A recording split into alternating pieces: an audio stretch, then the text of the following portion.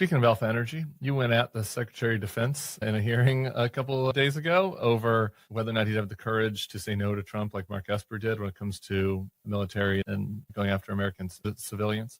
I'm wondering what you made of that exchange, as well as his performance earlier this morning, talking about how Trump had the best bombing in the history of bombings.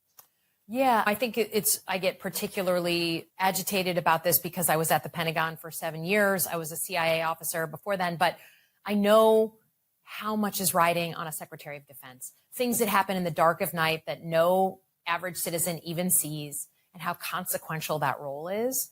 And I sat through that entire hearing last week and was getting more and more frustrated because he was treating it as like a TV show.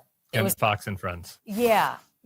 And by the time I'm like the last person to go, I'm really next to last. And by the time it got to me, he was poo-pooing like basic questions around our Constitution. He was smirking. He was not taking the level of seriousness I thought the issue deserved. And then seemed like completely baffled that I would ask about the orders that had been given to the uniformed military about what to do if the protests of unarmed civilians got more agitated. And it was like, that was a crazy thing for me to be asking. And the exact same thing had been asked by Trump to his predecessor, Secretary Esper. So that it broke me. And that's when we had our heated exchange.